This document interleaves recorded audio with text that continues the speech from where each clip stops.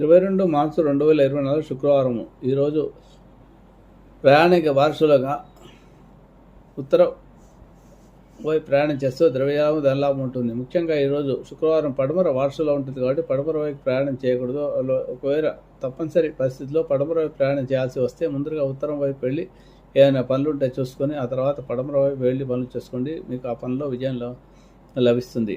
ఇకపోతే ఈరోజు శుక్రవారము లక్ష్మీదేవి ఆరాధన అధిక శుభోత్తాలు శ్రీ కనకదార స్తోత్ర పారాయణం కానీ, లక్ష్మీ అష్టోత్తరం కానీ, లక్ష్మీ అష్టోత్తరనామ స్తోత్రం కానీ ఏదైనా పారాయణ చేసుకోండి. సాయంకాలంలో లక్ష్మీదేవిని ఆరాధించండి.